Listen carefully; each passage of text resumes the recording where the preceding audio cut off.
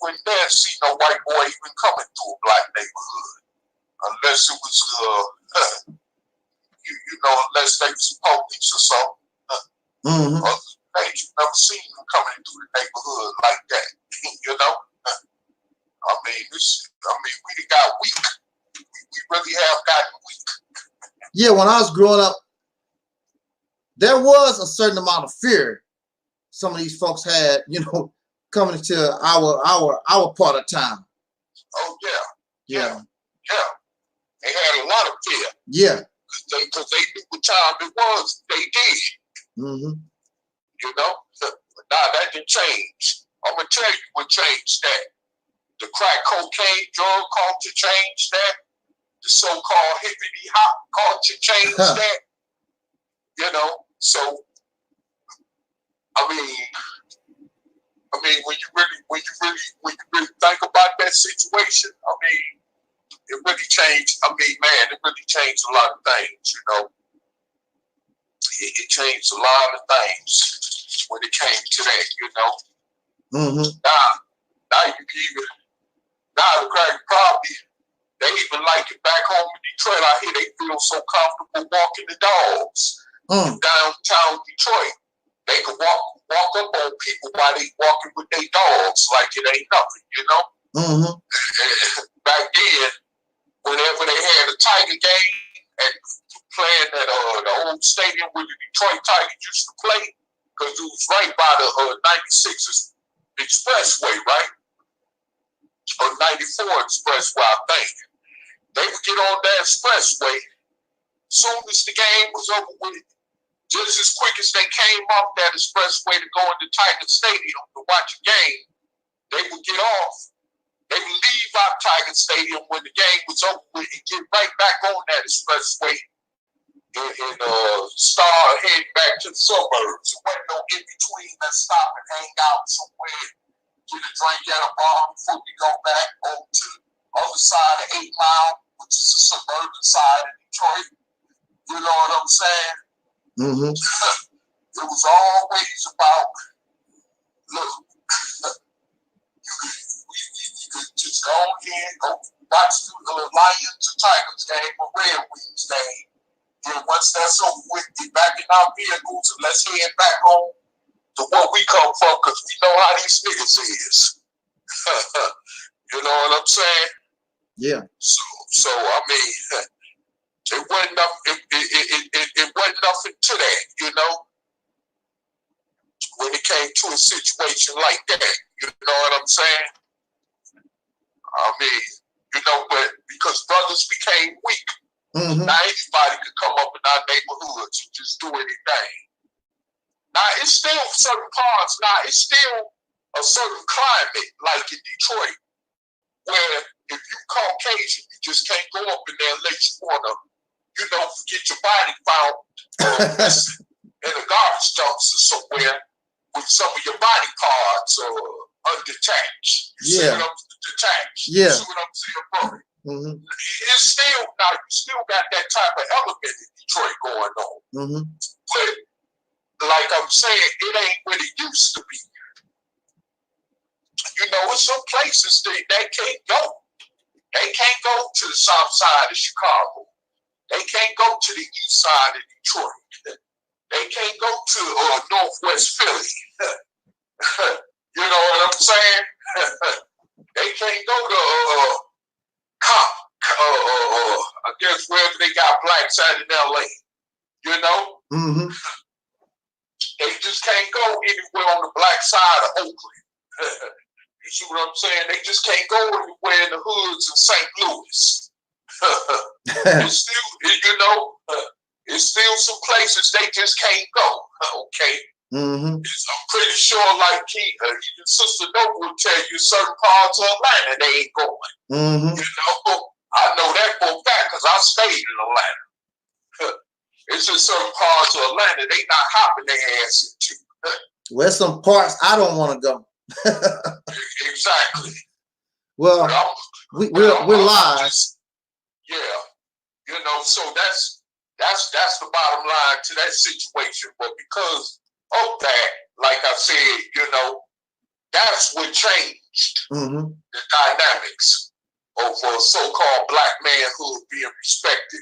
It's when that drug culture came through, called crack cocaine and heroin and all that stuff. And when crack cocaine came through and finished any type of morality and dignity we had in our black communities, and also with this hip hop crap going on, whether people agree with it or not, that contributed to that too, because you gave them Peckerwoods an open door to step up in there like Eminem, just to claim what we created and then throw it back in our face like it's rag doll type hand-me-down stuff. You see what I'm saying? So, I mean, it's not like we could go in their neighborhoods in the suburbs and do what we want to do and sit up and just freelance, and it ain't gonna be no repercussions behind it. You see what I'm saying? True. Or come to these little small towns, even like these ones here in Nebraska, and feel free to do what we want to do and freelance without it being no repercussions behind it. Now, maybe here in Nebraska, Omaha may become the only closest place you could do that at, because there's more of us there. But anywhere else in Nebraska, ain't nothing happening. You know, all you need to do is just, if you're going to stop somewhere on the highway, get off the highway and stop at the gas station, get your gas, and get back on in the car, keep tripping on about your business, that type of situation. But if you're Caucasian, you can stop and do anything any way you want to do. You know, and there ain't going to be no repercussions.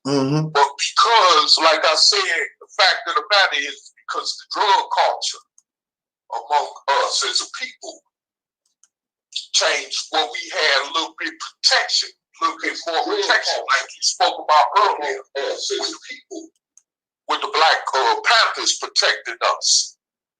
And with them being willing to stand up to the police like they did. You see what I'm saying? And then you had our women, they felt more protected. Our children felt more protected. You see what I'm saying? It's nothing like that now, due to the drug culture, because we allowed that. Not because it was actually forced on us, but because we allowed it. Simple as that. It was our choice to allow that. So that's the result also is why other people of other cultures, especially Caucasians, can come in our neighborhood and just do anything they want to do. Piss all over us, shoot us down like dogs. You know, even you got to the point, boy, it's like them Arabs could come in our community, chump us off, punk us off. Ain't gonna be nothing done about it. Maybe a couple of them here and there might go to jail for shooting a brother at a gas station they own or something. But that's as far as that goes. Niggas ain't gonna burn their shit down, you know, or excuse my French, but they ain't gonna burn their business down or run them up out of our neighborhoods. They ain't gonna do nothing major like that. Because they punctified. You see what I'm saying? But we'll be quick to jump at each other real quick with them guns. Yeah. Or whatever, you know. So, you know, like I said, the so-called black man in America today is just weak. And that's what we want to talk about. That's what we want to talk about. We want to officially get this party started. As always, in the name of our ancestors, peace forever and always, and welcome to another edition of what we call the Reality Temple on Earth Internet Ministries. And I'm Angel Snub of 7, the Mighty One. On the board with me tonight is Brother Taalik, and I'm also your soul brother, number 1. And the subject really is general discussion, but the main topic we want to talk about, and Brother Taalik, you was listening to him speak about some of these, some of the issues dealing with soul brothers. The main topic that we've chosen, and it's like 3 little tiny things that I want to talk about before we end this session. And I don't want to spend a whole lot of time because really I'm tired out of my mind. I shouldn't be making no video at all, but we here. And I expect to be here tomorrow, 6 p.m. Eastern, 5 p.m. Central Time. Sister Noble and some of us, we should be here together. And we want to talk about a little bit about the delusional world of Islam. But right now we want to talk about, and I titled this video, is Cynthia G right about are black men pathetic? I've noticed a few brothers on social media. They, Brother Taalik, you need to mute your phone. Oh, okay. Hold on for a second, brother. Making noise there in the background. So there are. Hey, you can't hear me now, can you? No. All right. Okay. Yeah, Cynthia G. Some of you might know Cynthia G. And she's a soul sister who is very critical about the brothers. And a lot of brothers don't like Cynthia G because of her talk. And in response to Cynthia G, they would talk about her straight hair, her makeup, and whatever, blah, blah, blah. And that's what we do.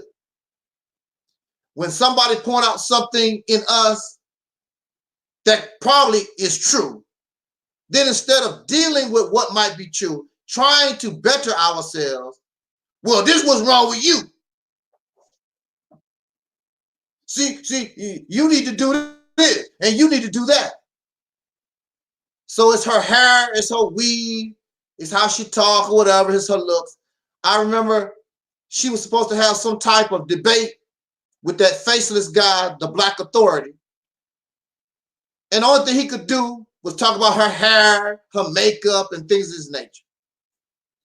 See, that's embarrassing in itself. Here you are, the Black Authority, this faceless troll has 85,000 subscribers. All these men looking to him like he's some great power, some Wizard of Oz or something like that. And you're supposed to be the man, and your chest all buzzed out. You got the wisdom, you got the knowledge, and you all the power. Then when the sister come on your platform and want to debate, don't you talk about, what about your weave? And your weave starts right here, and nonsense. See, that's embarrassing. And the men on his platform don't view that as very weak and pathetic. If you are as powerful, if you are as smart like you claim, then this sister come on your platform and you have a debate like you got some goddamn sense. Oops. Lost it for a second.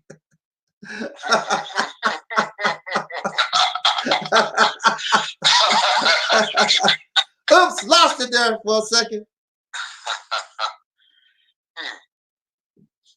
But we need to keep it on the real here. You talking all this crap like you like you know so much, then show it. Show your brothers how strong and smart you are. But see, they are weak. See, the Black Authority is weak, and his people that listen to him is weak. Because for me, that was very, very embarrassing. For me. Because if you're gonna step to this sister, here's your time. You a big shot YouTuber, 85,000 subscribers. She's a popular YouTuber, 50, 60,000 subscribers. And here she is. Come on with it. Bring your knowledge. And this man couldn't bring too much. He didn't bring nothing. It was a laughing stock. It was embarrassing for the male gender, really. Because you're the leader. See,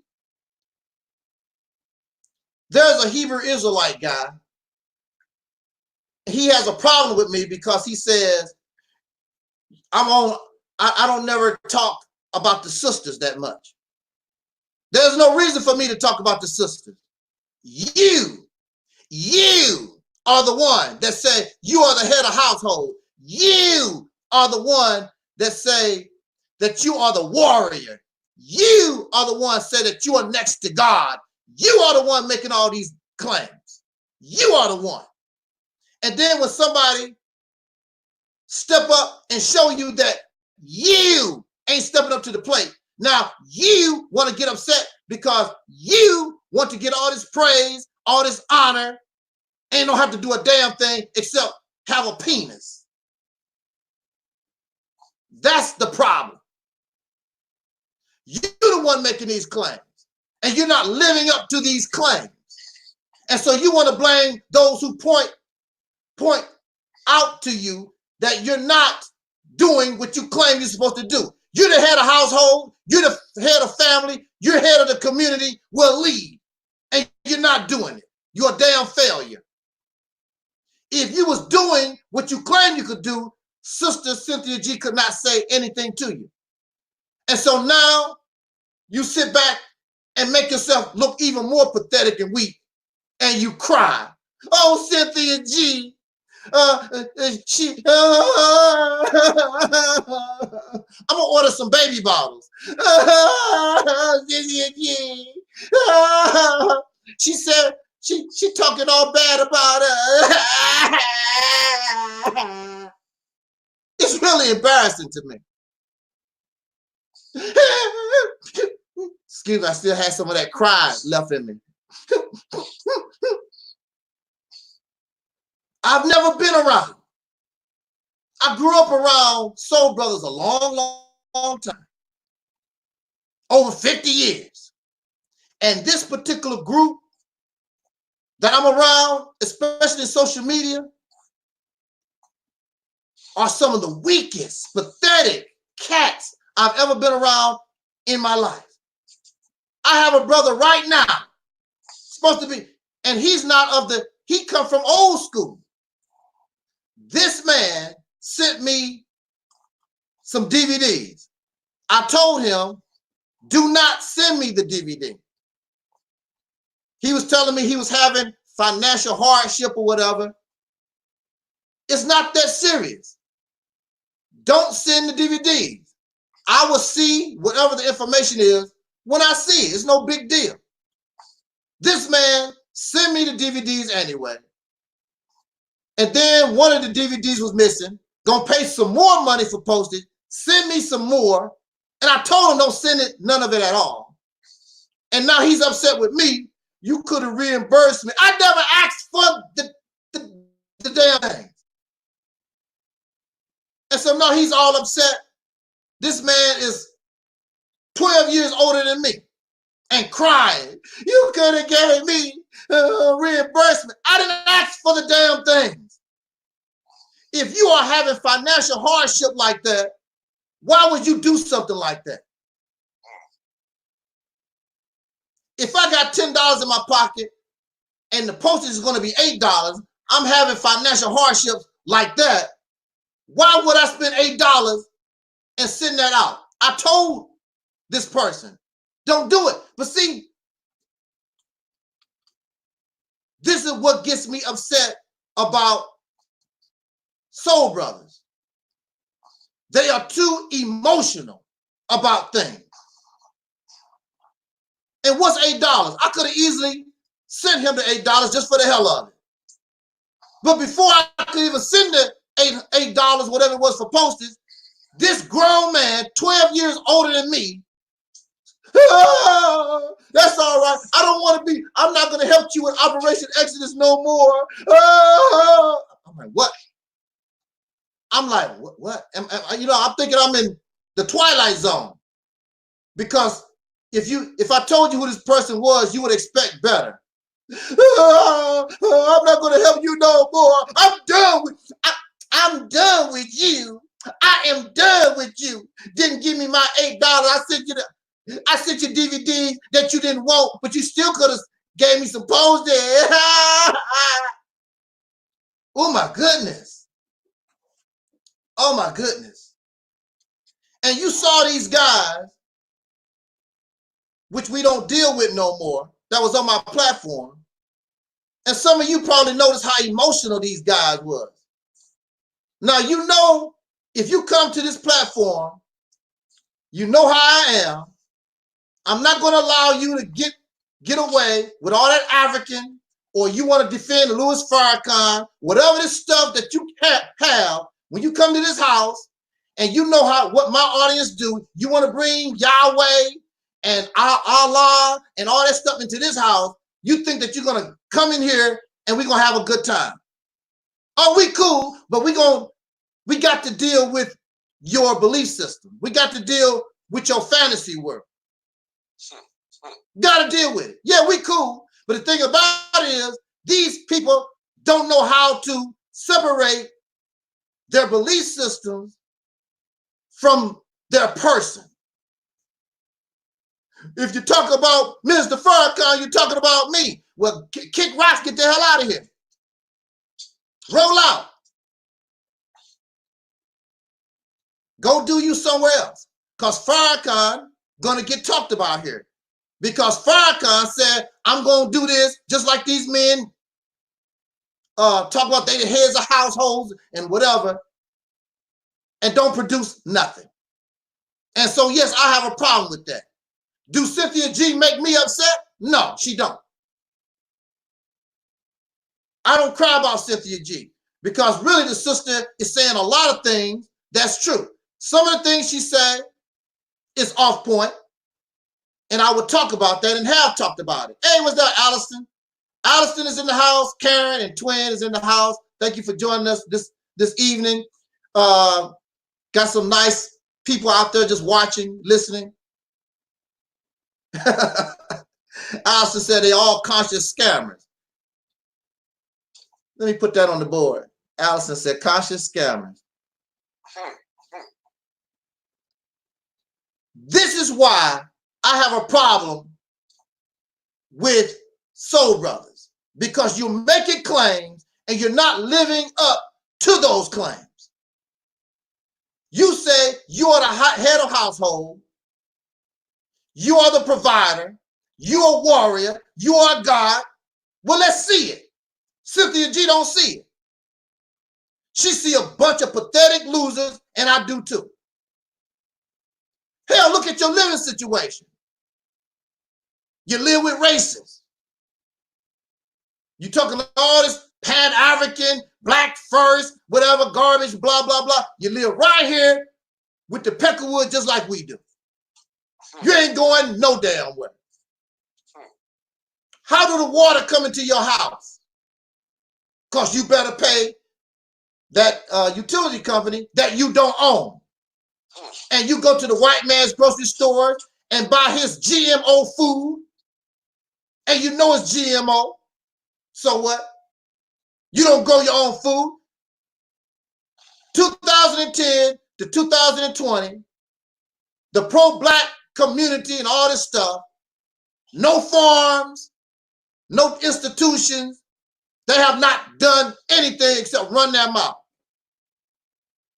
I was catching the end of a video, and Negro brought up my name, talking about that Angel Snub 7. Yeah, one of these days we gonna be in power, and basically they talking about killing me.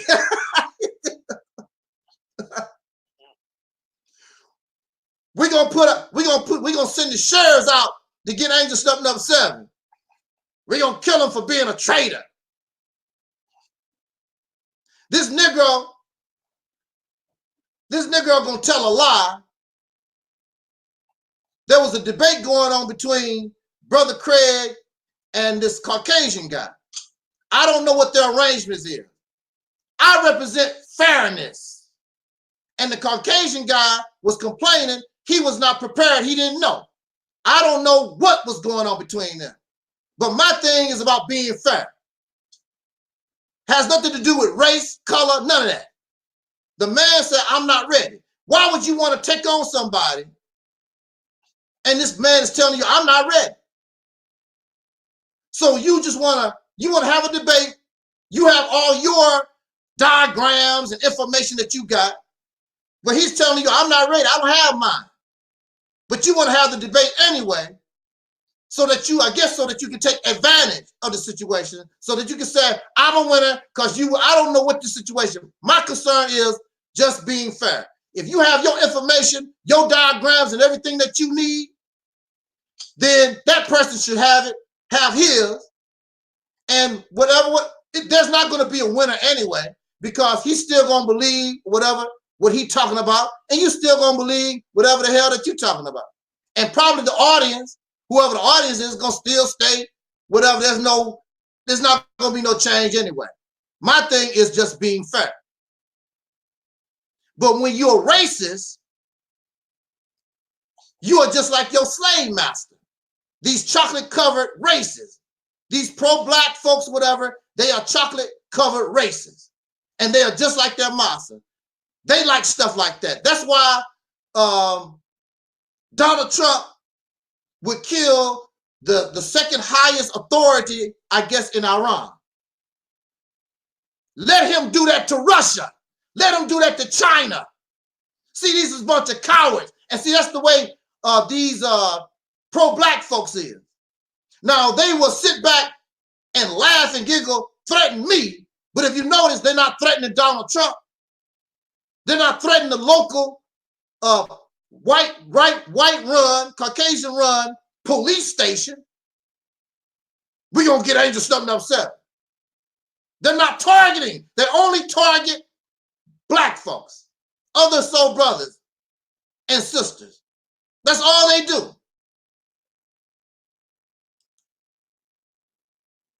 That's all they do, is target their own, because that's their purpose. They are nothing but the offspring of white supremacy. Pro-black is pro-whiteness. That's what it is. Chocolate-covered racism. That's all they are. That's all they are. But I want those. And I know there are some brothers who think maybe I go a little bit too hard on us. You should be able to handle it. You a man. You the head of household. You so strong. The problem here is you are not doing what you claim. That's not my fault.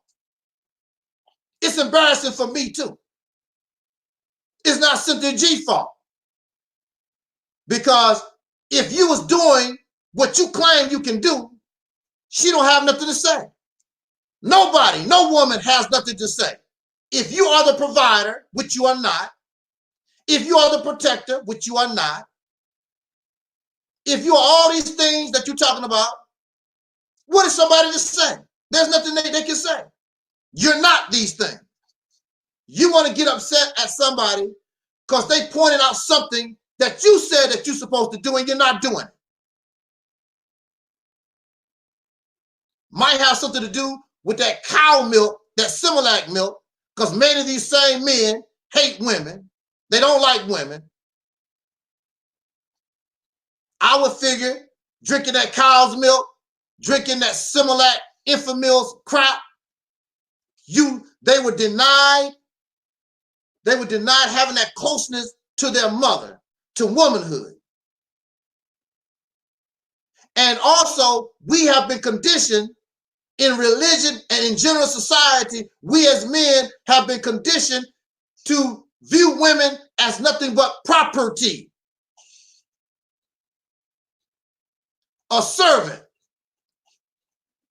They just recently, not too long ago, the wedding vows. Remember in the old wedding vows, it said, make sure that that woman, you're supposed to serve your husband. And they call your work domestic work. You are domesticated. In other words, you are this man's slave. Speak only when you're spoken to. In some countries, the women are forced to wear these bags, cover their bodies all over. In some countries, when men are talking, the women cannot be around. So it's bad all over the world.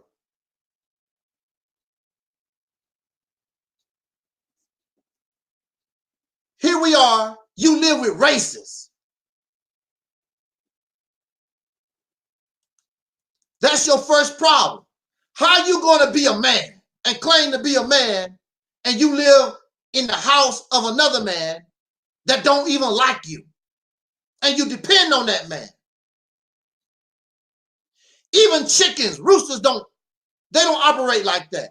When anybody that raised chickens know, it's very rare that you can have two roosters. There's only one rooster here. He's not going to tolerate another rooster in the hen house. I'm the one. All these eggs is mine. And roosters will fight to the death. They're not having it. So here we are in this big hen house, and there's another male in your hen house. And when he show up with his gun and his Navy, you sit your ass back, and then when he leaves, you get on the internet and go online and talk about him. Yeah, man, them honkies was here at my house. Yeah, I started, you ain't gonna do nothing. Get the hell out of here. Like Tariq Nasheed, talk all that stuff, racism, white supremacy. Then when those Peckerwoods showed up at his house, he came out in his pajamas, laid all on the ground. What I do, sir? Somebody set me up. Somebody set me up. That's what he did. You know, this other guy, what's his name? I forgot that brother name. Oh, Samir Shabazz or some his name. He always run around talking about kill the cracker, kill the cracker's baby, kill the cracker. So kill the cracker baby. So one day the adult cracker show up. Next thing you know, his ass is on the ground.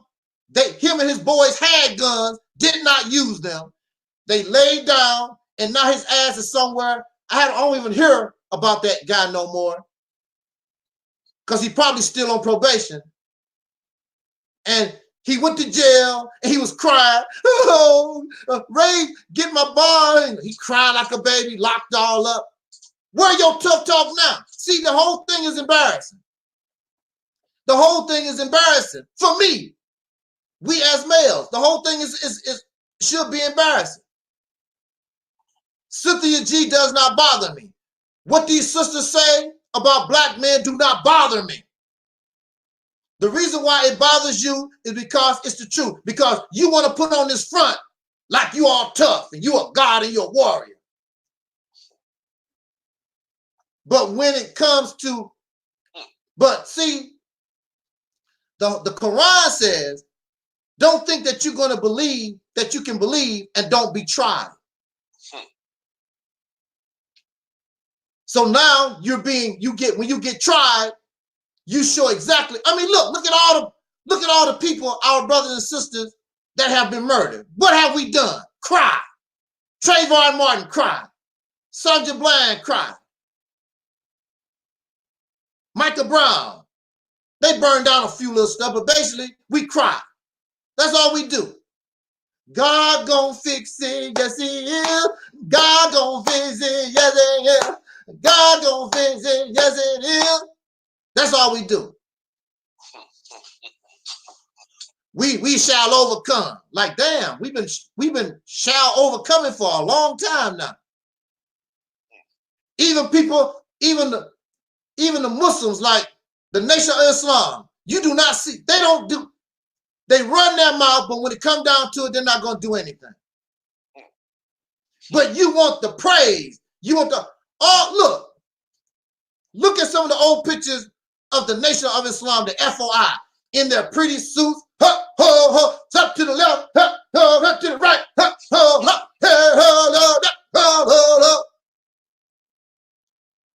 what have all that stuff? What have they done to any enemy?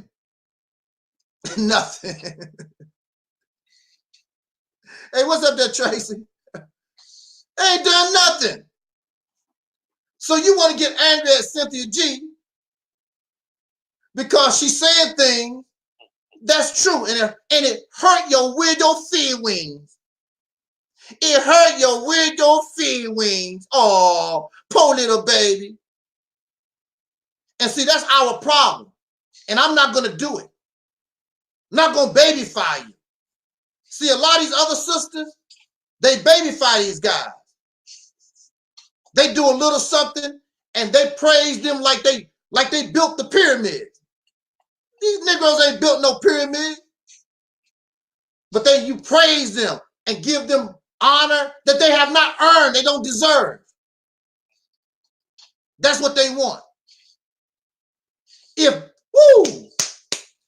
these men really was the men that they're talking about, we would not be in the condition that we're in right now, because they would rather be dead than have us live like this. Many of these guys are going to take their family to Disneyland to go see Mickey Mouse. They are going to do that. Some of them, oh yeah, see, yeah, that's right, sister. Sister Karen says some of these guys want you to be their mama. And that's true. But you're the leader. You're supposed to be this leader. You're supposed to be this provider, this protector. You don't provide, and really you don't lead. Where do you lead us to? What do you do? It's just a bunch of hoop and holler. They get on video and blah blah blah and blah blah blah blah blah blah. All that hooping and hollering and puffing. It reminds me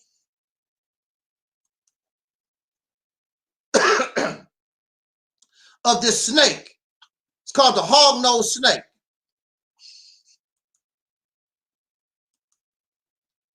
The hog-nosed snake is harmless, but it puts on a show.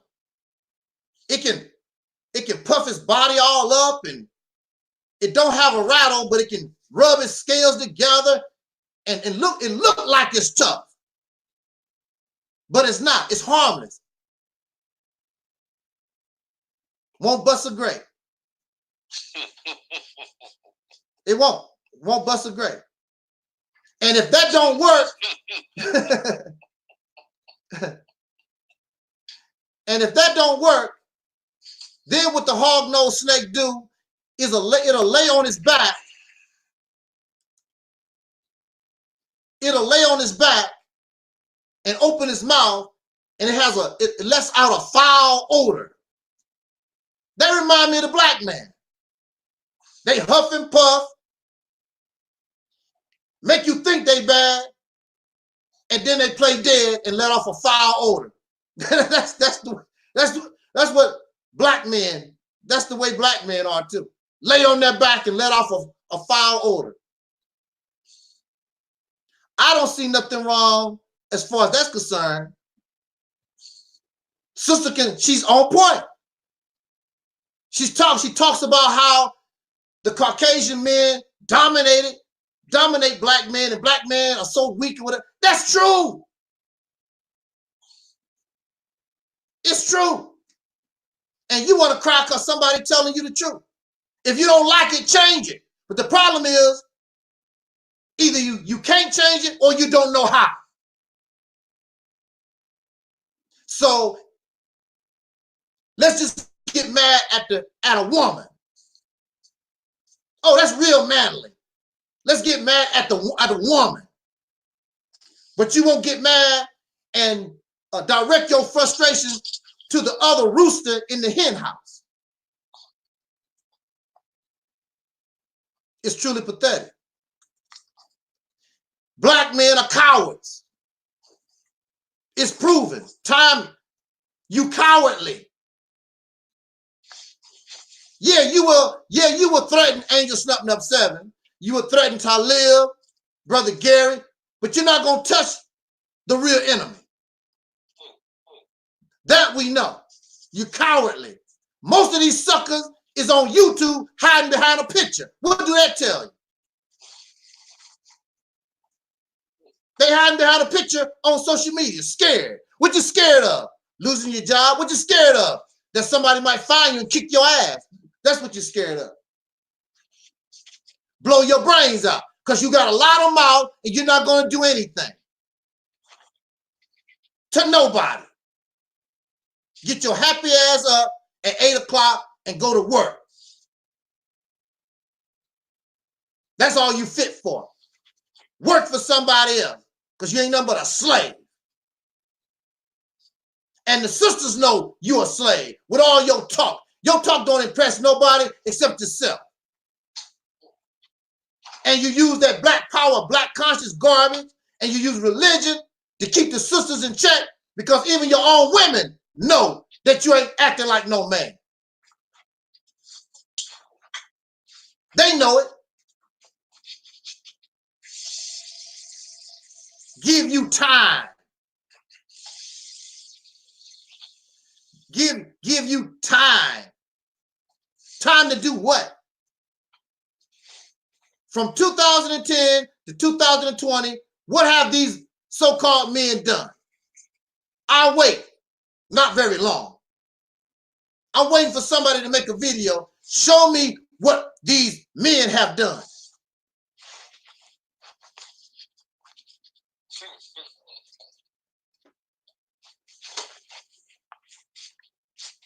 They're not going to do nothing in 2020. I already know. They can't do nothing. They don't know what to do. They don't know how. And when somebody comes up and says, this is what we need to do, this is how we do it, oh,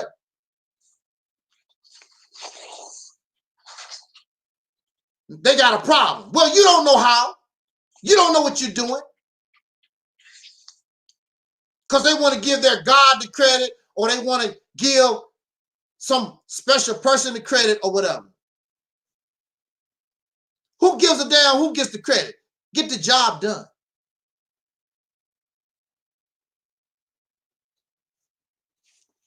I'm not going to babyfy you. I'm not going to babyfy these guys. They flagged my videos because of how I talk about. See, that's what they do. And then they talk about you going to the white man. If my videos is flagged, they had to go to YouTube, which is the white man, to get it done because they don't have the power to do it. I very doubt they have hacking skills. These men make me sick. They make Cynthia G sick. It's truly embarrassing to be part of this gender. And the sisters keep babyfying these guys. And you're doing them a disservice. Real men would rather be dead than continue to live in the manner that we're living. But they're not. They are comfortable and they putting on a show. It's all a show. But some women going to tell it just like it is, and they don't care what kind of heat come with it. Oh, you a bed wench. You know, they come up with their little childish words. A bed wench and what's some other ones? I don't know what all of them, but they got all, and some of these words came from the white man. They didn't even make the words up. They used what the word simp came from the white man, bed wench, mammy. All these come from the white man. They don't have no originality. They don't have nothing. A bunch of pathetic losers. I'm embarrassed to be associated with that gender. I see why so many brothers' hands start, falling. Oh, I'm not like them. No. Tabaliba, is you out there? Do you want to say something? Because we're not like them. That's why the brothers go that way.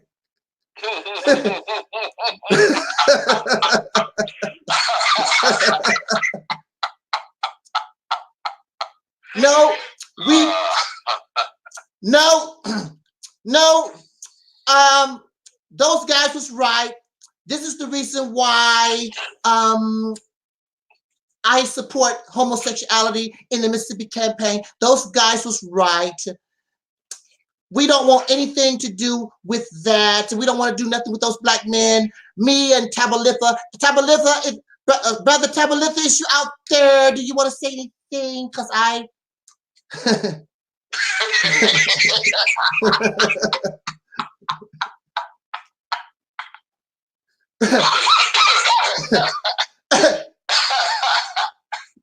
Those cats make you turn gay. Because it's embarrassing.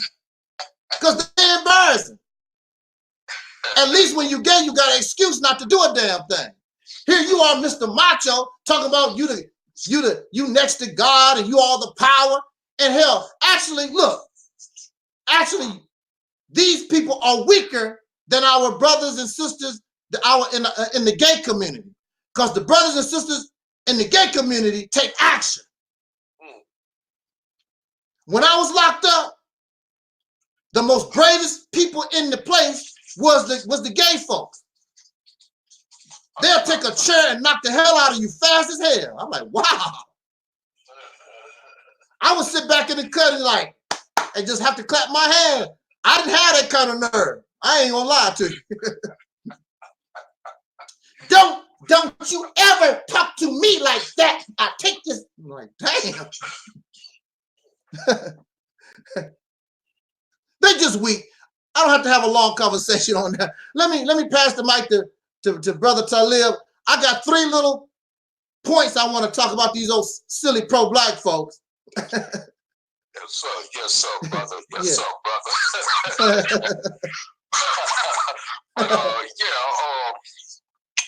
And see, the thing about this situation is that we proclaim to be the gods of the universe. True.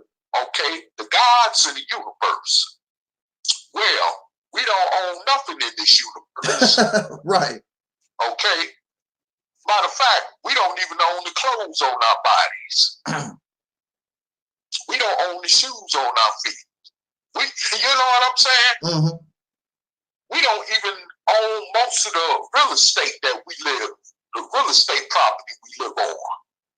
Let alone talking about us trying to get together to take over something big like a state. You see what I'm saying? True.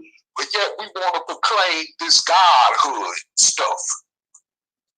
You know, like I hear the 5%ers always say, yes, God, peace, God.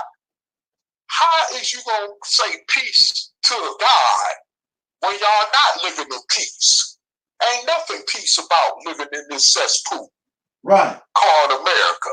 Ain't nothing peaceful about that. So how is you going to sit up and just constantly call yourself gods, but yet half of you is even selling dope to other gods, which I've personally seen with my own eyes. You see what I'm saying? Walk around with tattoos on your body talking about you Allah, but you selling crack on the corner to another god or to another goddess. Or peace more, and you selling dope on the corner to another more. You know what I'm saying? I mean, I don't get it.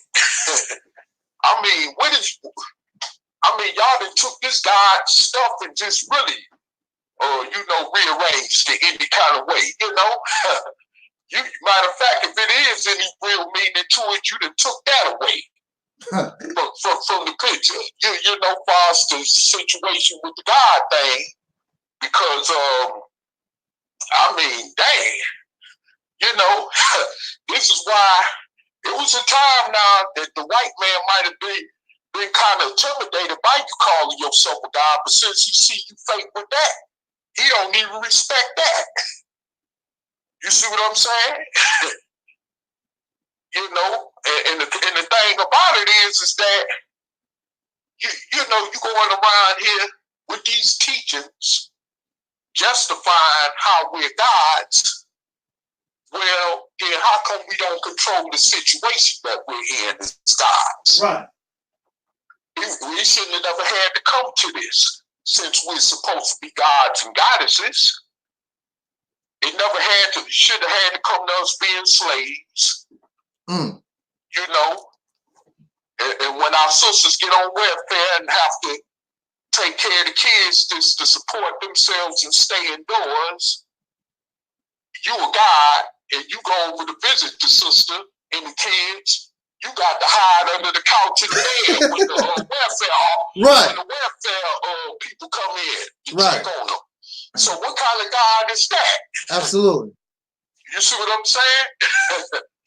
If you a real God, you understand, then shouldn't no police be walking up on your woman and your kid talking about turn your back, turn around, put your hands behind your back for no reason, busting them in the head, pistol whooping them, blowing their head off.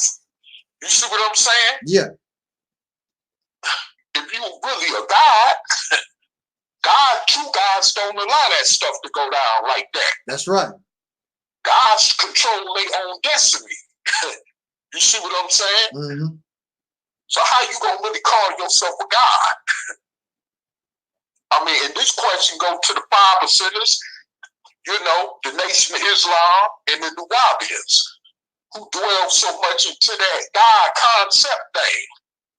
And even to those Moors that claim to be kings and rulers. You know what I'm saying? Where if you that, show and improve. Right.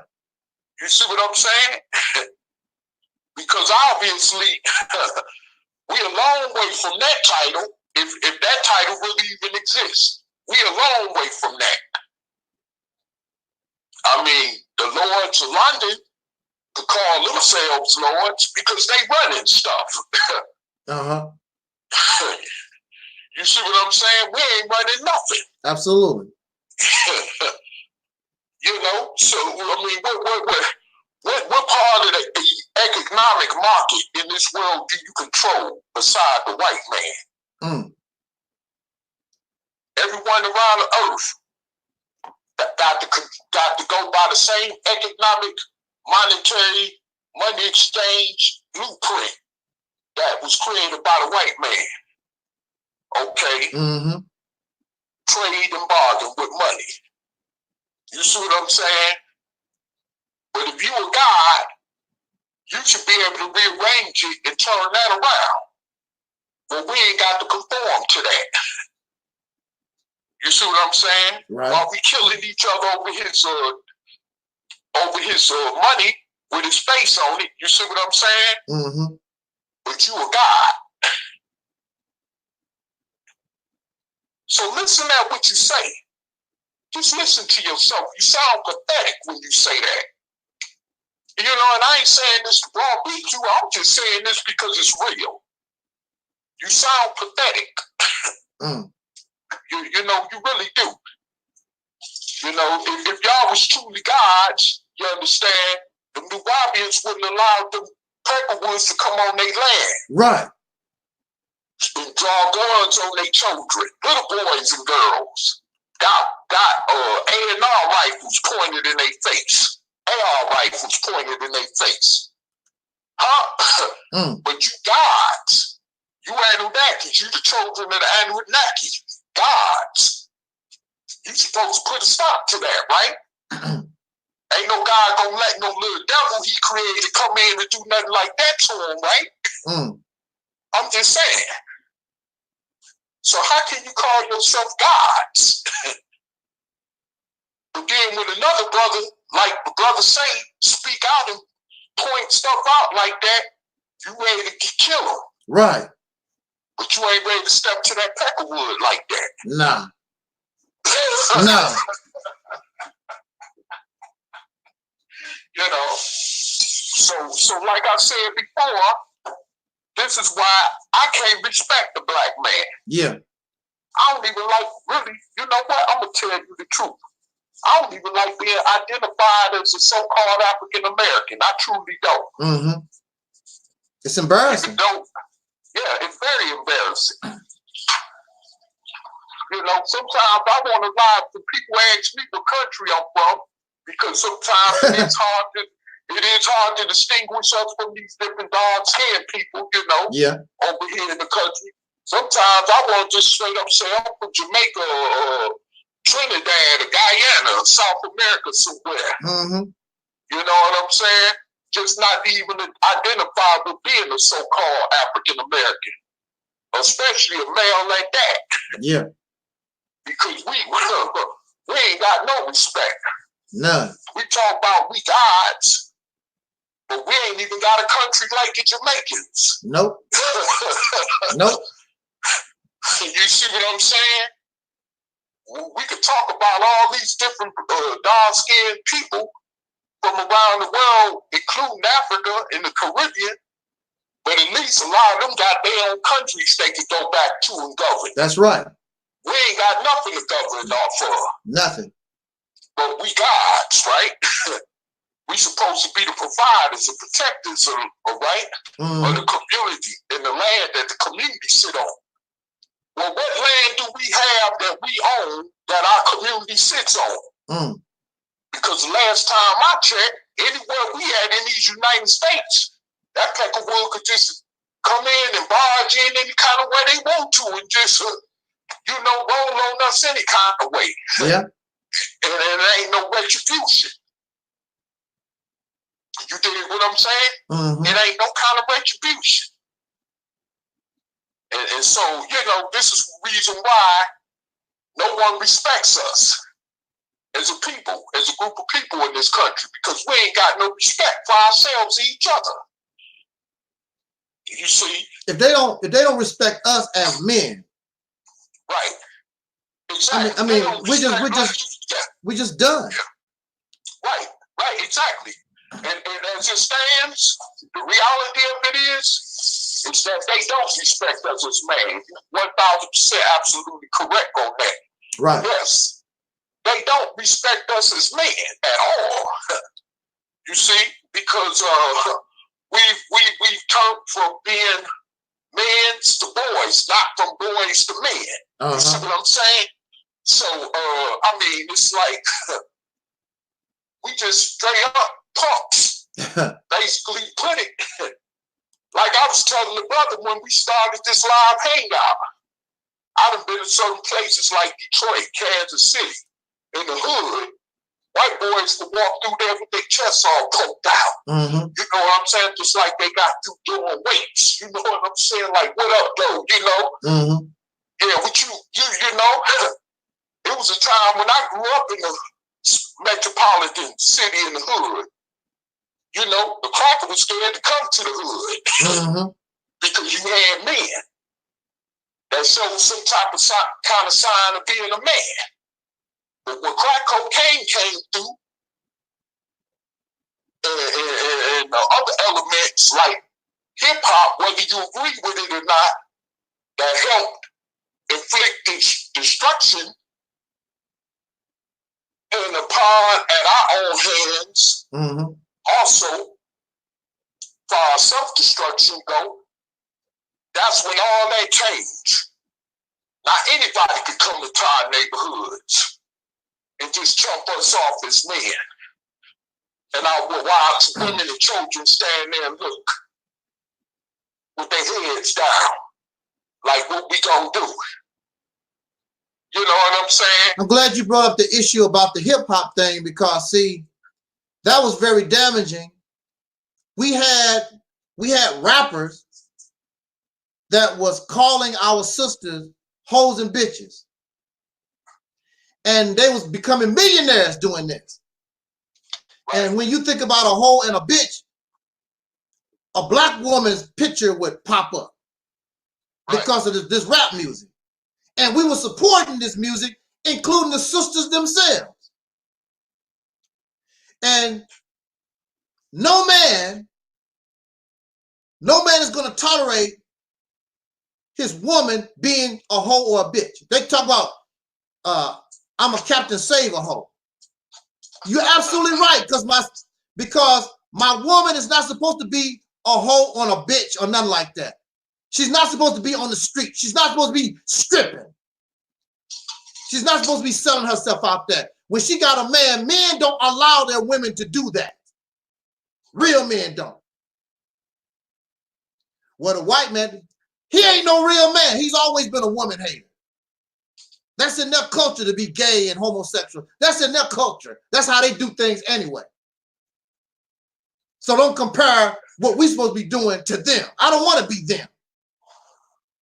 As a man, no male, even in nature, you will never see a male do that to his females like that. The female is number one in nature. They're number one. There's nothing wrong with our role. But see, that's another thing about these men. They actually want the woman's role. They want that praise. They want that honor. You're never going to get it. Like Invo said, you're never going to get it. You're never going to get it because that child was formed in that mother's womb for 9 months. And in most cases, a lot of cases, the child goes from the womb to her breast. Men cannot do that. You cannot do that. You'll never have that connection like mama. You'll never have it. So what they do, they made up these fake religions to take the praise away from the woman and give it to the men. They force the honor and the praise to themselves and take it away from the woman. That's what they have done. Jealous of womanhood. When the woman come up with Mother's Day, well, what about Father's Day? I could care less. Right. But these men, well, what about Father's Day? I'm a father. Man, see, women, oh, wow. Women like little stuff like that. They like flowers and candy and blah, blah, blah. Men supposed to be a little more macho, a little bit more tougher. Then they go crying. Well, Father's Day coming up, what you gonna get me? What the?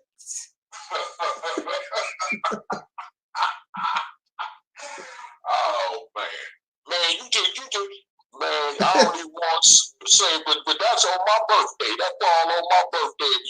Yeah, do it, man. Oh man, yeah. Yeah, man. It's truly pathetic. Right. These guys want to be treated. And I think the reason why some of them talk about homosexuality and the gay thing so much, because deep down inside, that's how they feel. It has to be.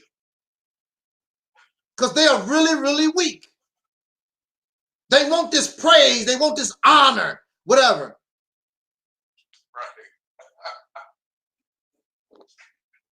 Mama naturally gonna get it because she brought us into this world. The men got to force you to do it. Me personally, I don't trip over that stuff. They can have Mother's Day, don't have to have no Father's Day or Boyfriend's Day or none of that crap. Wait a minute, whoa, they got Boyfriend's Day now. I guess. Hey, that's new. That's one new to me. It'll probably be the other boyfriend. Don't you know? Oh, okay. I got you. Right. So we got people listening on Facebook. We got people listening on, of course, YouTube. And I'm pretty sure there's some strong man out there that don't like what I'm talking about. We don't like what we're talking about. Come here and bring your case. And try not to cry because we're going to whoop your ass when you do get here. Because we know you're not a man like that. Who you talking about, like Shanae?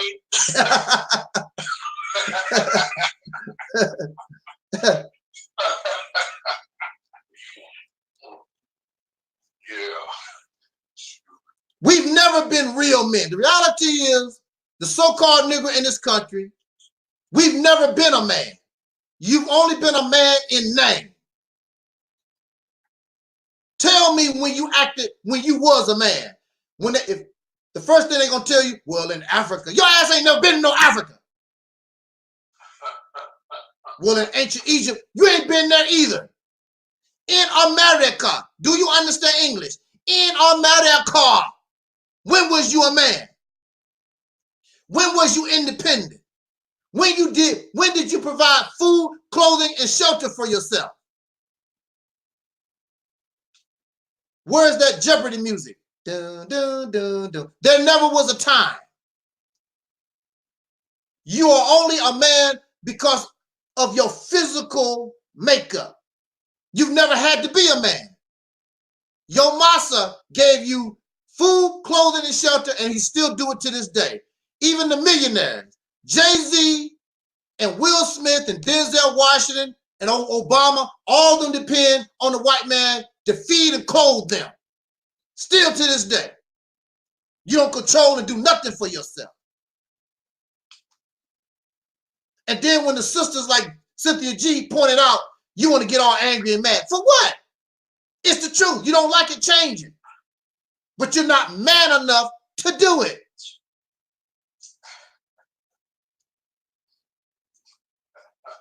What is this, Chris? Chris says, do you know what the word red pill means? Because alpha males use that term. These cats ain't never been no alpha male. How you gonna be an alpha male living under the domination of another man? That's not alpha. The one who's being dominated, the one who is doing the dominating is the alpha. You the beta.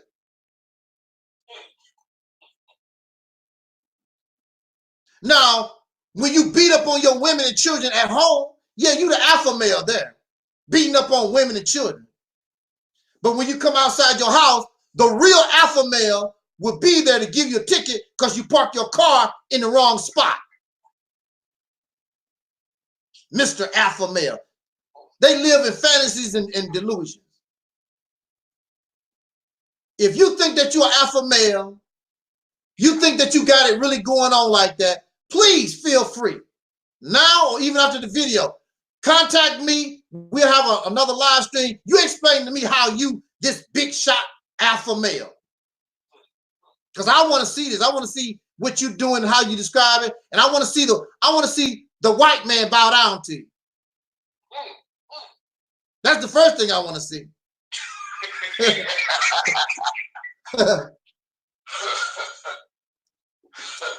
Because if this white man is bowing down to you, you doing something hella. Teach me. Show us.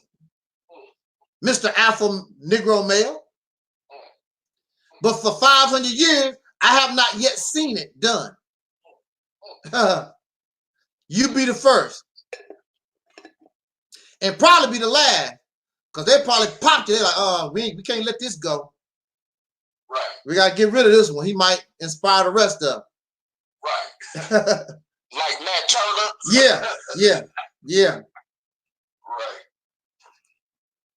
So I'm really done with that subject because the black male soul brother is just pathetic. If you don't want to be, all right, Sister Karen. So if you don't want to be talked about like that or whatever, then you have to do something different. It's simple as that. So before we call it a night, I have 3 little points that I would like to make about this pro-black garbage, black conscious bull doo-doo. I almost let it slip, Brother Taalik. I started to say the other word.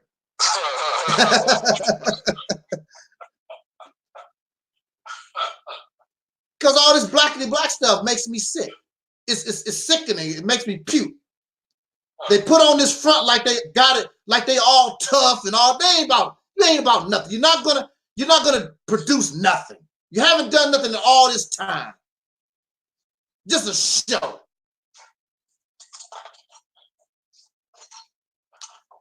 Point number 1. And Brother Talib, you can put your 2 cents in after I say what I gotta say. Then we go to the next 2 points I want to make before we call it a day. All right. First point I want to make is this.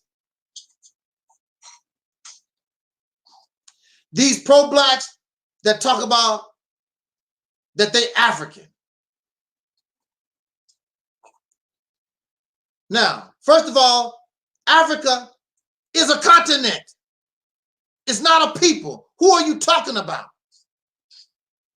They just ignore that. Africa is a continent. When you talk about I'm an African, that just means I come from the continent. They belong to a nation. They belong to a tribe. Who are you talking about? They never specify. And the reason why they specify, they say that we don't like the science. Well, the science tell them that They are all over the place. A brother showed me his DNA test, and he's part of like 7, 8 damn groups of African different people. Like, damn, somebody got around, didn't they? And then this is something else they just ignore. And this is the point I want to make. A lot of these DNA tests, and I think that Brother Bakari even said it, that DNA tests tell them they also have European blood. If you are African, how the hell did you get European blood? That's my question. And if you got European blood, that means you're not an African. You're mixed. But they just deny that. Just ignore it. You cannot deny. If you believe in your DNA test, that means you got some European in you. You cannot just ignore that. No more than you can ignore your own parents. Your mother might be a crackhead, your dad is a drunk, but that's how it is. You don't have to claim them or whatever, but that's your parents. There's nothing that you can do about it. It is what it is, like they say. So how are you going to be African and you got this percentage of European in your blood? Also, I understand from this platform, we never say that that's not part of our ancestry, because I'm very sure that is part of many of our ancestry, that our ancestors come from Africa. I say it's mathematically impossible for us as a people to have African ancestry. The dark-skinned people had to be here already. The mathematics and the story that's being told, it has a lot of problems in it.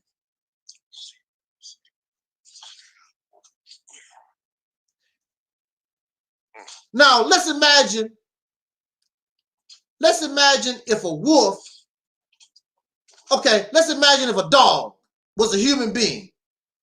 And you see what kinds of dogs are. The ancestor of the dog is the wolf. I'm going back to Africa. Now, what you think going to happen, because that's my ancestry. A dog is a dog. A dog is not a wolf. That's their ancestors. But that's not what the dog is. A dog is not a wolf. And some dogs look like wolves, but they're dogs. What do you think happens when you take dogs? I'm going back to Africa, or I'm going back to being a wolf. You take these dogs and put them out there where the wolves at. What do you think going to happen? They're not going to accept, first of all, they're not going to accept these dogs. They're not. They're not going to accept these dogs because they're not wolves. They're dogs. They're going to get ate up. Yeah, that's what a mess around happen. They'll mess around and get ate up. And unfortunately, all them Negroes, all those folks running to Africa or whatever, you don't understand the culture. You have a false sense of what that place is about. That's what's going to mess around and happen to them people over there. They have a fantasy. They're not looking at that continent in a real sense. They have this fantasy, fictional view of that place. And yes, the white man always showed the terrible side of Africa and all like that. I understand that. But it is terrible. It do have some bad parts. It's foreign to you, just like if you take your dog out into the forest, talk about go back home to the woods. It's not going to work. You've been here for 500 years. You're no longer that anymore. Your ancestors was that. You're not that anymore. That's why your ass got European blood. And you can ignore it all that you want to.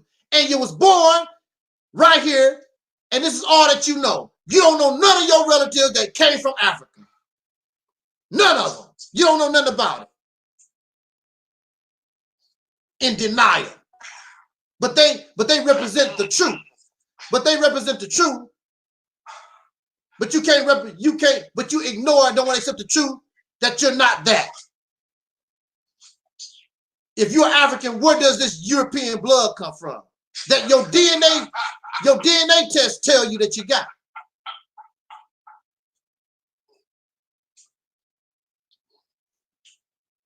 The mic is yours, Talib. You want to say something about that? Man, yes, sir. First of all, I want to say this, and I've been around a lot of Africans in my days, okay, over here in America, of course, though. And I tell you, it is different type of Africans, and many of them are mixed with European blood, so they not fully African. Right, that's right. And some of them even got straight hair like the Somalians. Mm-hmm. Just pay attention to their hair texture. The Ethiopians, the Eritreans, and so forth on. You know what I'm saying? But anyway, it's like this. We need to get up out that African concept crap. Yeah. And deal with establishing an empire over here for ourselves. Because whatever happened in Ethiopia, ancient Egypt, or Timbuktu, and all that other crap, or ancient Zanzibar, or ancient Zimbabwe, is done and over with and ain't got nothing to do with us. Right. It don't got nothing to do with us, period. We've been over here almost 500 years as Negro slaves, as the property of another people.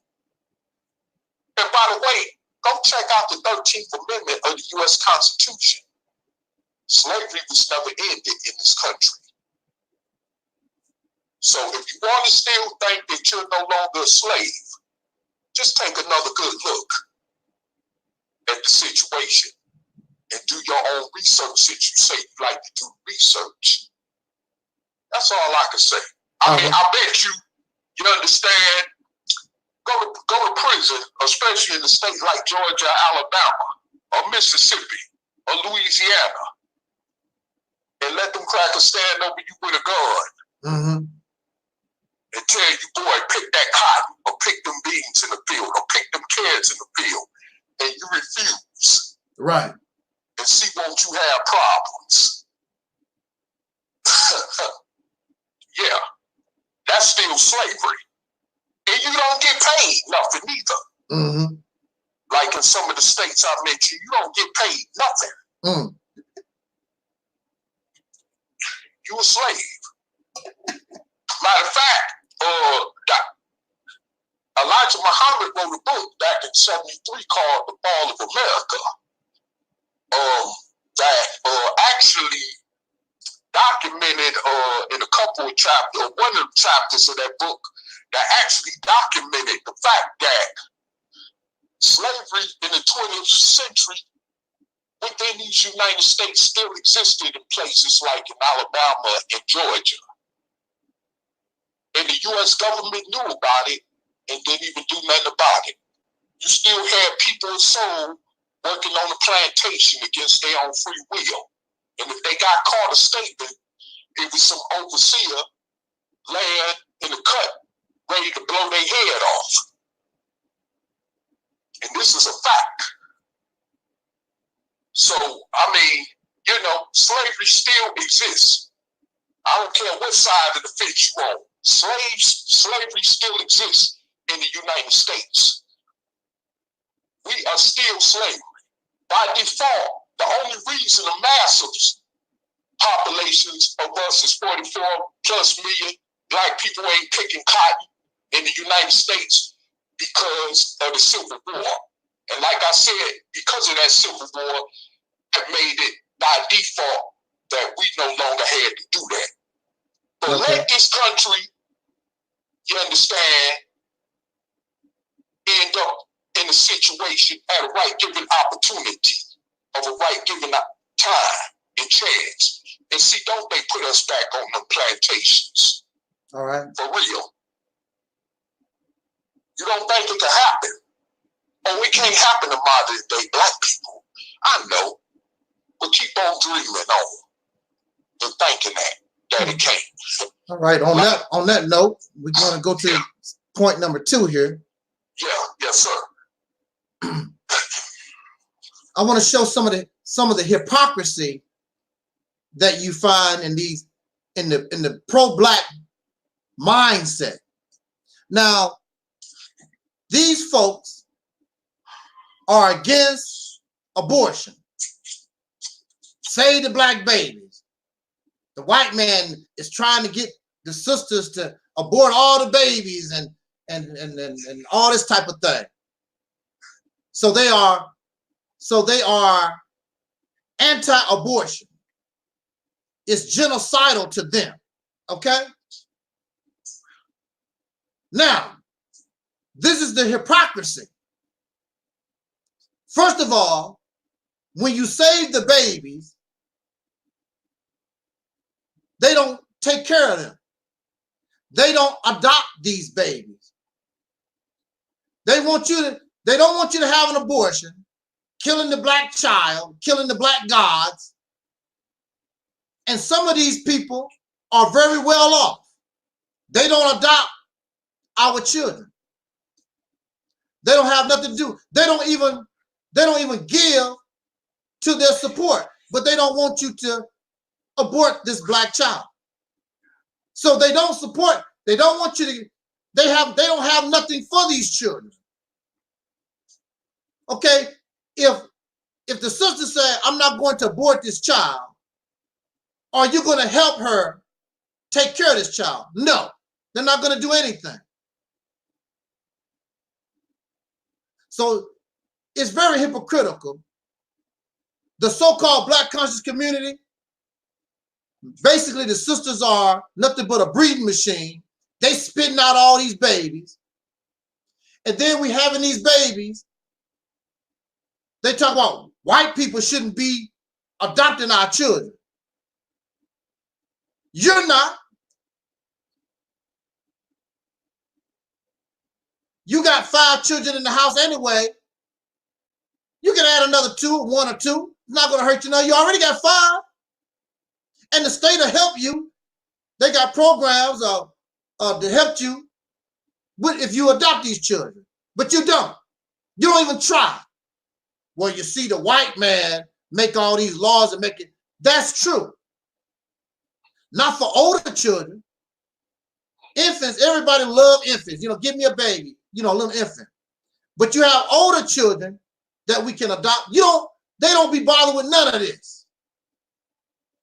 And this is the point I want to make on point number 2 here. Don't kill the baby.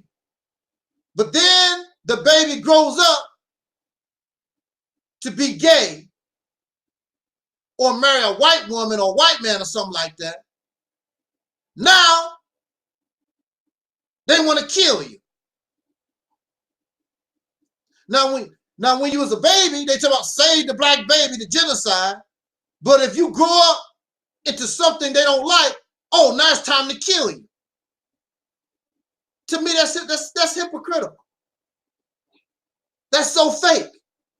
Oh, save the baby because you really don't know, because you don't know yet what this child going to be. Save the baby, but once the baby become an adult and the child is gay or homosexual or transgender or whatever it is that you don't like, now they all need to be dead. Let's kill them. So what was the sister saving to begin with? It's very hypocritical. I pass the mic to Taalik. Once again, there it is. Man, I could definitely hit on that point there, brother. Yeah. See, this is the thing that get me, like the other day when I did a video about this young 11-month-old baby. Yeah. Named Tinsley Lewis down in Texas. Well, the courts have decided that it's okay for a hospital to take off a life support, and you got a family that's all embroiled over this and outraged over this after going through so many other legal battles over it and this and that. And going through all these changes to keep on life support. Well, the medical professionals, you don't trust them, then you don't need to be trusting no mythical God to help keep her alive. You see what I'm saying? And that's just the reality of it. Yeah. You know? And once again, to those that may rebut what I'm saying, I'm not telling you what to do by making your decision. You see what I'm saying? I'm just suggesting. Just look at the picture for what it is. You know, and then maybe she will be better off without having to go through all that pain that she's going through just to try to get through it, just to go through some more pain as a damn slave. Yeah. Since you ain't got no type of safety network for her or any of these other children going into this crazy racist society. I mean, so my thing is this here. You know, I mean, it's like this. You know, if you're born into this world, you know, and you hugging and kissing and holding all on to the baby like you really love them. Yeah. Feel that way when they become a crackhead, when they become a homosexual, when they become a prostitute, when they become a derelict, when they become homeless. Yeah. You know, when they get that HIV or whatever disease they may contract. I mean, you know, whatever negative aspect about them end up becoming about, feel that same way by having that same love. Right. Absolutely. Don't be a hypocrite about it. You see what I'm saying? Absolutely. I'll pass the mic on to you, brother. Thank you. Thank you very much. Point number 3, last of the night. Glad you, brothers and sisters. I got to mention my Facebook. Facebook is in the house also. Thank you for joining us tonight. Last but not least, point number 3 I want to make, because many of these pro-blackityness, blackity black, whatever, Comedic, RBG Nation, Black First, whatever, a lot of these folks are believers in God. And this is the last point that I want to make about their mindset. I don't understand the thinking of the pro-black community. I don't understand. It's weird. But when you're looking at divine people, divinity does not make you perfect. To my knowledge, God had a close relationship to was it Moses? He had a close relationship to Moses. And correct me if I'm wrong, but it got to the point where Moses thought he was the one actually doing these miracles and, you know, turning the water to red, the blood or whatever, and the frog. Wait, let me say Jesus. Yeah. But I guess it. No, I'm talking about, this was Moses. This was before Jesus. Okay. Damn, I know Moses was turning. No, Moses. No, according to the story, Moses started getting the big head, like he was the one actually doing these things, and God had to check him. Okay. That's what I'm saying.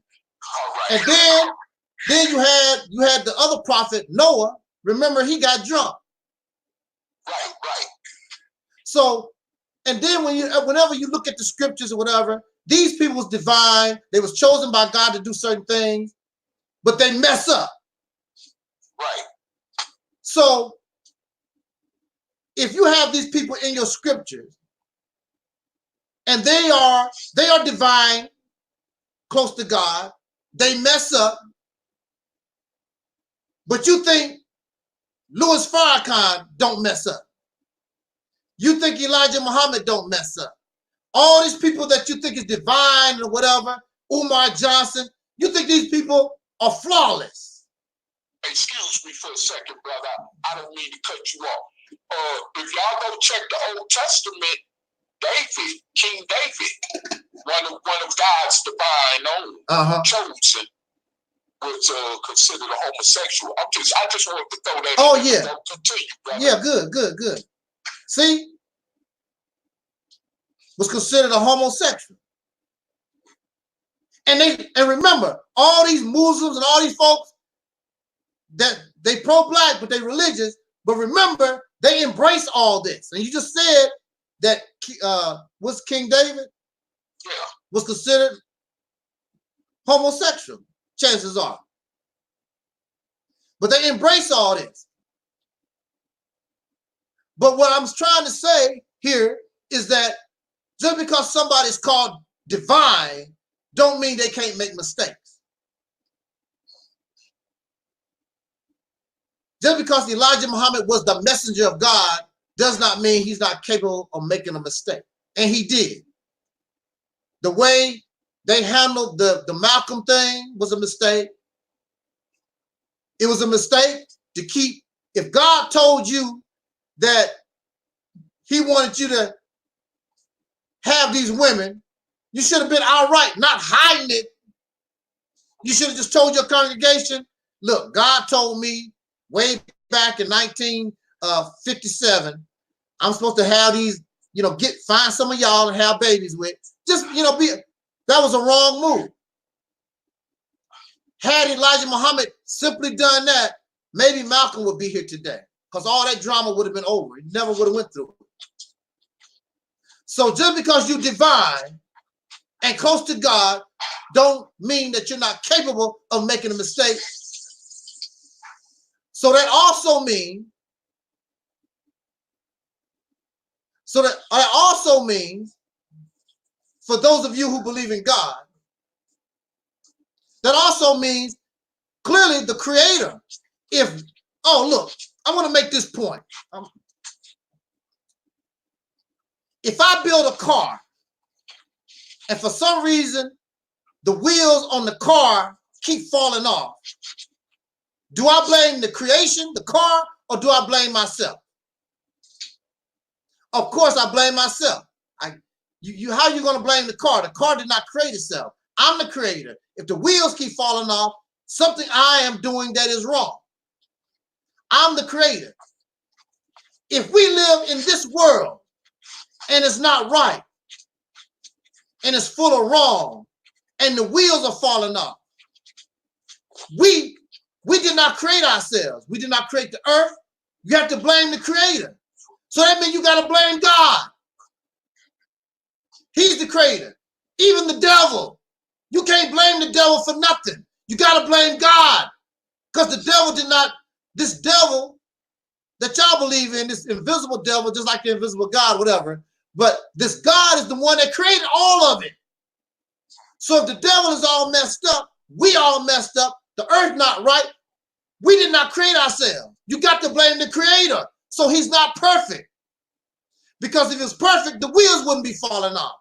If God was perfect, we would be perfect. If God was perfect, the devil would be perfect. I passed the mic. Yes, and with that said, my brother, as the Quran say, God is imperfect. Mm-hmm. So someone had to create God, right? Mm. I mean, like the Nation of Islam claim and God created himself from triple darkness, ain't no way. If God is imperfect, then how would he even right off the top have the knowledge to create himself? See, that just don't make sense. It don't. See, so I mean, we have to really understand these things for what it is and stop being so docile. Yes. And so caught up in our sleep slumber, because that's what's going to really get us back on the cotton plantation. I mean, but keep thinking it's a joke. With that, brother, I'm going to let you finish it off because I'm kind of tired of talking. Yeah. And we're done. We've done an hour and a half. Yeah. That's good enough. And we'll be back hopefully tomorrow, 6 p.m. Eastern time, 5 p.m. Central. The subject is the delusional world of Islam. And it was a subject by Sister Nova, so I hope that she got her act together. she chose that subject, the delusional world of Islam. So on that note, I hope that you like the live stream. Hope that you like being in the company of your brothers tonight. I appreciate it. Thank you, Facebook, my Facebook family out there that's in the house. Of course, YouTube. And the thing about having a small audience, I can actually greet everybody one by one. That's Brother Frank right here on the screen right now. And then we got Chris here. That's Chris. What's up, Chris? We got Return of the Brother. What's up, Return of the Brother? I know who he is. Yeah, Return. Yeah. You know. But I guess the subject wasn't very, couldn't get them emotional, because when they get emotional, they get to writing all kinds of stuff, you know. Right. And then, of course, Sister Karen had to go, but Sister Karen was in the house. What happened to Brother Twin? I'll get to him in a second. Tracy is in the house. How you doing there, Tracy? And Alliston is here. Okay. What up, Alliston? And Twin. No, wait a minute. Yeah, that's Karen saying hi to Twin. They're going to Twin right here. There we go. We got Brother Twin in the house. That's the good thing about having a small audience. You can actually greet and show appreciation to everybody, you know, one by one like that. That's cool. Right. And thank you, Facebook. Thank you, YouTube, for allowing us to use your platform. And again, we should return tomorrow, 5 p.m. Central Time. Perhaps the whole gang will be here. And the subject that we've chosen is the delusional world of Islam. So until that time, y'all have a nice night. Thank you for joining us. And as Dr. Cornelius always used to say, as important, I wish us love, peace, and so we out. So, yeah. Yeah, man. Yeah, well, brother.